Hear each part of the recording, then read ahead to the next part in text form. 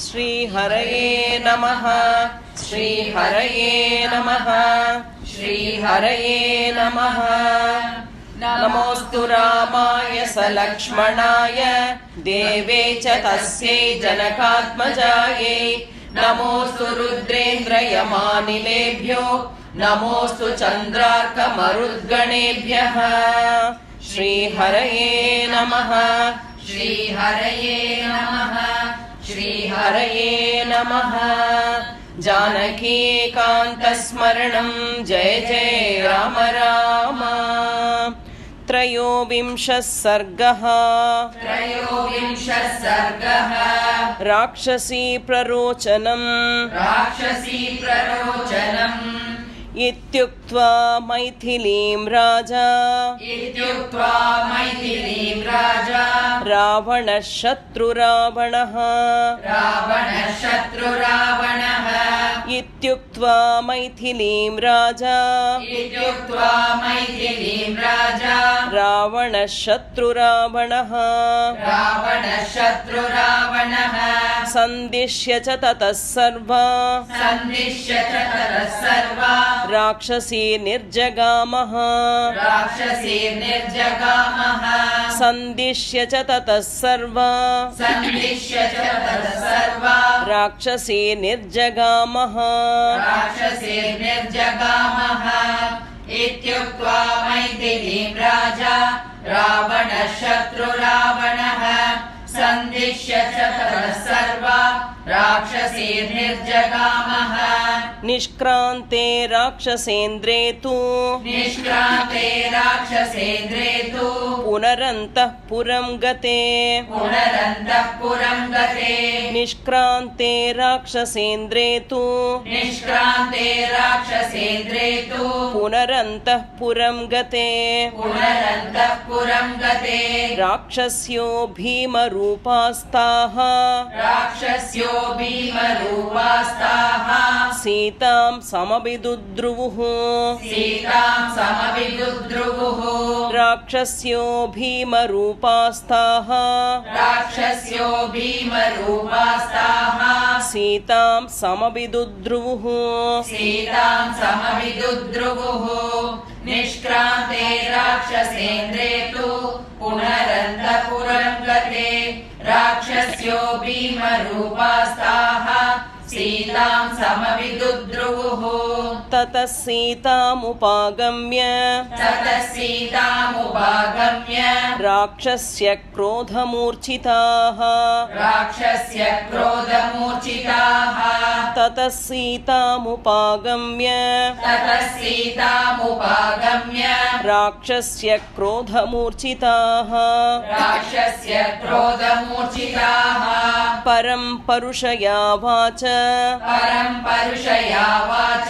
वैदेहीमिदमब्रुवन् परं परुषयावाच वैदेहीमिदमब्रुवन् ततः सीतामुपागम्य राक्षस्य क्रोधमूर्छिताः परं परुषयावाच वैदेहीमिदमब्रुवन् पौलस्त्यस्य वरिष्ठस्य रावणस्य महात्मनः पौलस्त्यस्य वरिष्ठस्य रावणस्य महात्मनः दशग्रीवस्य भार्या त्वं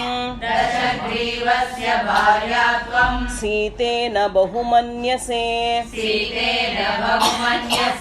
दशग्रीवस्य भार्या त्वं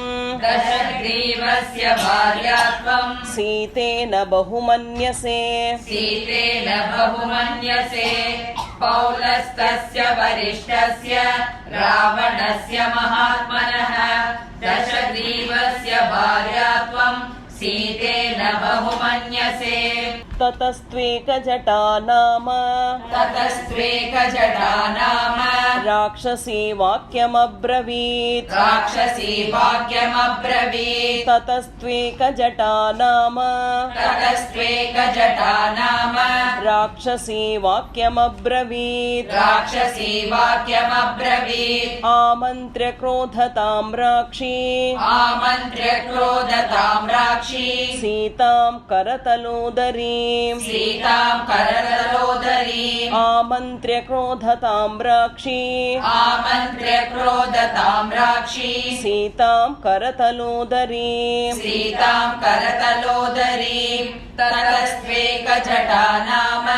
राक्षसी वाक्यमब्रवीत् आमन्त्र्य क्रोधतां राक्षी सीतां करतलोदरीम् प्रजापतीनां षण्णां तु प्रजापतीनां षण्णां तु चतुर्थो यः प्रजापतिः चतुर्थो यः प्रजापतिः प्रजापतीनां षण्णां तु प्रजापतीनां षण्णां तु चतुर्थो यः प्रजापतिः चतुर्थो यः प्रजापतिः मानसो ब्रह्मणः पुत्रः मानसो ब्रह्मणः पुत्रः पुलस्त्य इति विश्रुतः पुलस्त्य इति विश्रुतः मानसो ब्रह्मणः पुत्रः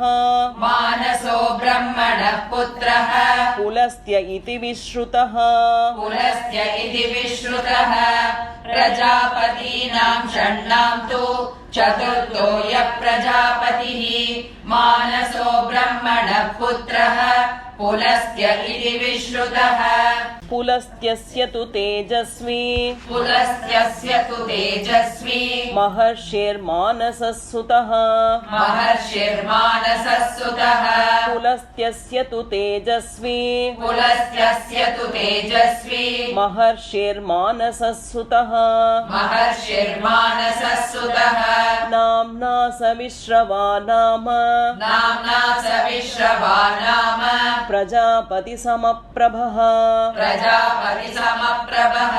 नाम्ना सविश्रवा नाम नाम्ना सविश्रवा नाम प्रजापतिसमप्रभः प्रजापतिसमप्रभः पुलस्त्यस्य तु तेजस्वी महर्षिर्मानसः सुतः नाम्ना सविश्रवा नाम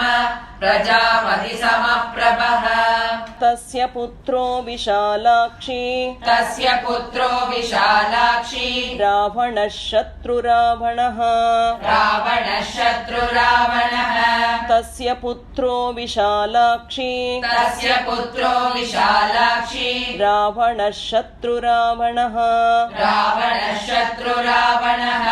तस्य त्वं राक्षसेन्द्रस्य तस्य त्वं राक्षसेन्द्रस्य भार्या भवितुमर्हसि भार्या भवितुमर्हसि तस्य त्वं राक्षसेन्द्रस्य तस्य त्वं राक्षसेन्द्रस्य भार्या भवितुमर्हसि भार्या भवितुमर्हसि तस्य पुत्रो विशालाक्षी रावणः शत्रुरावणः तस्य त्वं राक्षसेन्द्रस्य भार्या भवितुमर्हसि मयोक्तं चारु सर्वाङ्गी मयोक्तं चारु सर्वाङ्गी वाक्यं किं नानुमन्यसे वाक्यं किं नानुमन्यसे मयोक्तं चारु सर्वाङ्गी मयोक्तं चारु सर्वाङ्गी वाक्यं किं नानुमन्यसे वाक्यं किं नानुमन्यसे ततो हरिजटा नाम ततो हरिजटा नाम राक्षसी वाक्यमब्रवीत् राक्षसी वाक्यमब्रवीत् ततो हरिजटा नाम ततो हरिजटा नाम राक्षसी वाक्यमब्रवीत् राक्षसी वाक्यमब्रवीत् मयोक्तं चारु सर्वाङ्गी वाक्यं किं नानुमन्यसे ततो हरिजटा नाम राक्षसी वाक्यमब्रवीत् विवर्त्य नयने कोपात् विवर्त्य नयने कोपात् मार्जारसदृशे क्षणा मार्जारसदृशे क्षणा विवर्त्य नयने कोपात् विवर्त्य नयने कोपात् मार्जारसदृशेक्षणा मार्जारसदृशेक्षणा येन देवास्त्रयस्त्रिंशत् येन देवास्त्रयस्त्रिंशत् देवराजश्च निर्जिताः देवराजश्च निर्जिताः येन देवास्त्रयस्त्रिंशत् येन देवास्त्रयस्त्रिंशत् देवराजश्च निर्जिताः देवराजश्च निर्जिताः विवर्त्य नयने कोपात् मार्जारसदृशेक्षणा येन देवास्त्रयस्त्रिंशत् देवराजश्च निर्जिताः तस्य त्वं राक्षसेन्द्रस्य तस्य त्वं राक्षसेन्द्रस्य भार्या भवितुमर्हसि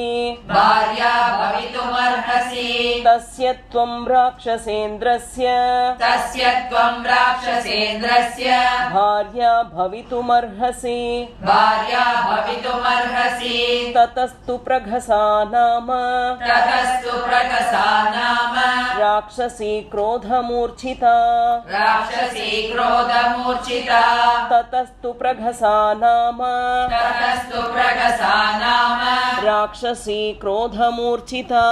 राक्षसी क्रोधमूर्छिता तस्य त्वं राक्षसेन्द्रस्य भार्या भवितुमर्हसि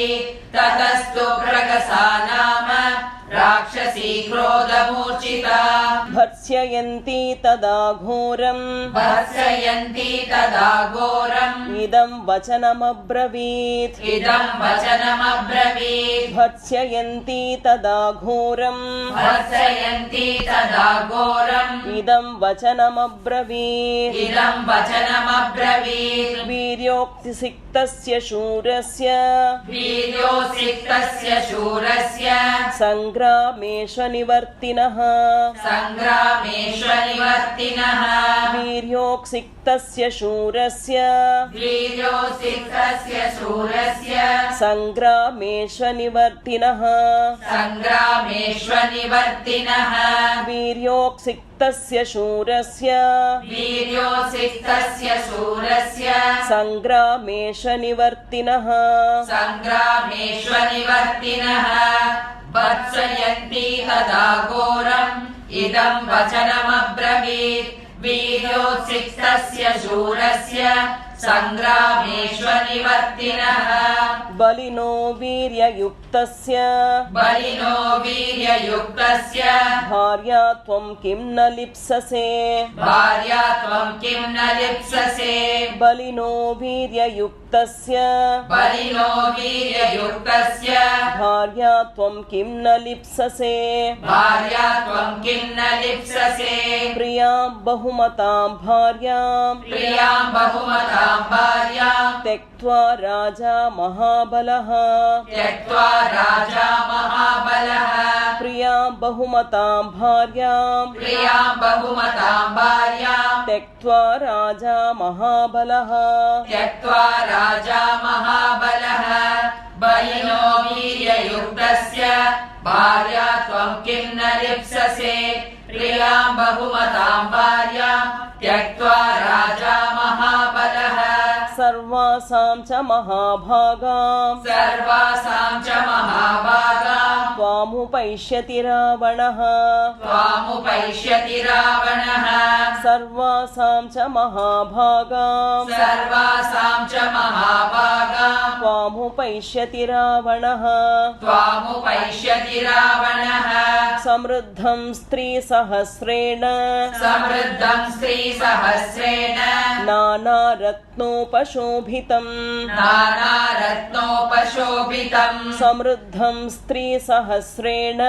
समृद्धं स्त्रीसहस्रेण नानारत्नोपशोभितम् नानारत्नोपशोभितम् सर्वासां च महाभागां त्वामुपैष्यति रावणः समृद्धं स्त्रीसहस्रेण नानारत्नोपशोभितम् पूरितम् अन्तःपुरं समुत्सृज्य अन्तःपुरं समुत्सृज्य त्वामुपैष्यति रावणः त्वामुपैष्यति रावणः अन्तःपुरं समुत्सृज्य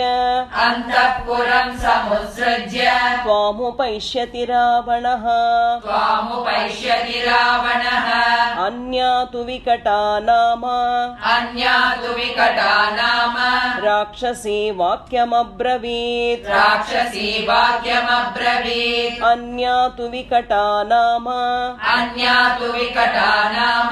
राक्षसी वाक्यमब्रवीत् राक्षसी वाक्यमब्रवीत् अन्तःपुरं समुत्सृज्य त्वामुपैष्यति रावणः अन्या तु विकटा नाम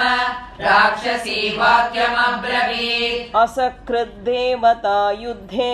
असकृद्देवता युद्धे नागगन्धर्वदानवाः नागगन्धर्वदानवाः असकृद्देवता युद्धे असकृद्देवता युद्धे नागगन्धर्वदानवाः नागगन्धर्वदानवाः निर्जिता समरे येन निर्जिता समरे येन सते पार्श्वमुपागतः सते पार्श्वमुपागतः निर्जिता समरे येन निर्जिता समरे येन सते पार्श्वमुपागतः सते पार्श्वमुपागतः असकृद्देवता युद्धे नागगन्धर्वदानवाः निर्जिता समरे येन सते पार्श्वमुपागतः तस्य सर्वसमृद्धस्य तस्य सर्वसमृद्धस्य रावणस्य महात्मनः रावणस्य महात्मनः तस्य सर्वसमृद्धस्य तस्य सर्वसमृद्धस्य रावणस्य महात्मनः रावणस्य महात्मनः किमद्य राक्षसेन्द्रस्य किमद्य राक्षसेन्द्रस्य भार्या त्वं नेच्छसे धमे भार्या त्वं नेच्छसे दमे किमद्य राक्षसेन्द्रस्य किमद्य राक्षसेन्द्रस्य भार्या त्वं नेच्छसे धमे भार्या त्वं नेच्छसे दमे तस्य सर्वसमृद्धस्य रावणस्य महात्मनः किमद्य राक्षसेन्द्रस्य भार्या त्वं नेच्छसे दमे ततस्तु दुर्मुखी नाम ततस्तु दुर्मुखी नाम राक्षसी वाक्यमब्रवीत् राक्षसी वाक्यमब्रवीत् ततस्तु दुर्मुखी नाम ततस्तु दुर्मुखी नाम राक्षसी वाक्यमब्रवीत् राक्षसी वाक्यमब्रवीत् यस्य सूर्यो न तपति यस्य सूर्यो न तपति भीतो यस्य च मारुतः भीतो यस्य च मारुतः यस्य सूर्यो न तपति यस्य सूर्यो न तपति भीतो यस्य च मारुतः भीतो यस्य च मारुतः ततस्तु दुर्मुखी नाम राक्षसी वाक्यमब्रवीत् यस्य सूर्यो न तपति भीतो यस्य च मारुतः नवाति चासितापाङ्गी नवातिजासितापाङ्गी किं त्वं तस्य न तिष्ठसि किं त्वं तस्य न तिष्ठसि नवाति चासितापाङ्गी नवातिजासितापाङ्गी किं त्वं तस्य न तिष्ठसि किं त्वं तस्य न तिष्ठसि पुष्पवृष्टिं च तरवः पुष्पवृष्टिं च तरवः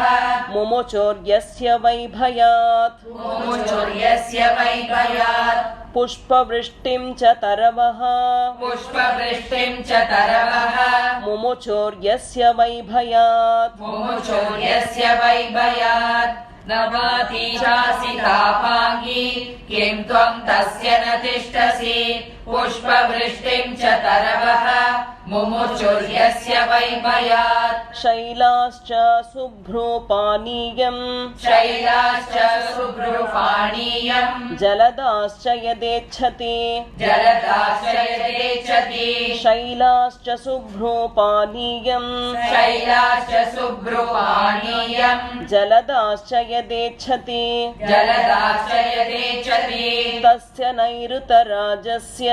तस्य नैऋतराजस्य राजराजस्य भामिनी राजराजस्य भामिनी तस्य नैऋतराजस्य तस्य नैऋतराजस्य राजराजस्य भामिनी राजराजस्य भामिनी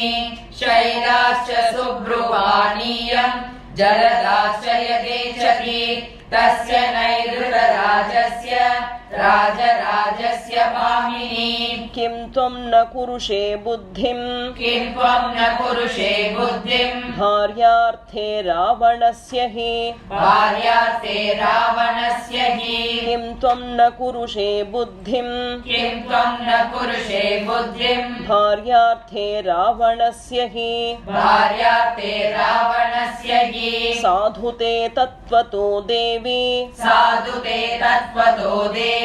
कथितं साधुभामिनी कथितं साधु भामिनी साधुते तत्त्वतो देवी साधु ते तत्त्वतो देवी कथितं साधुभामिनी कथितं साधु भामिनी गृहाण सुस्मिते वाक्यम् गृहाण सुस्मिते वाक्यम् अन्यथा न भविष्यसि अन्यथा न भविष्यसि गृहाण सुस्मिते वाक्यम् गृहाण सुस्मिते वाक्यम् अन्यथा न भविष्यसि अन्यथा न भविष्यसि किं त्वं न कुरुषे बुद्धिम् भार्याते रावणस्य हि साधु ते तत्त्वतो देवी कथितं साधु भामिनी गृहाण सुस्मिते वाक्यम् अन्यथा न भविष्यसि इत्यार्षे श्रीमद् रामायणे श्रीमद् रामायणे वाल्मीकीये आदिकाव्ये चतुर्विंशतिसहस्रिकाया संहिताया सुन्दरकाण्डे राक्षसी प्ररोचनं नाम त्रयोविंशः सर्गः श्रीहरये नमः श्रीहरये नमः श्रीहरये नमः जानकीकान्तस्मरणं जय जय राम राम।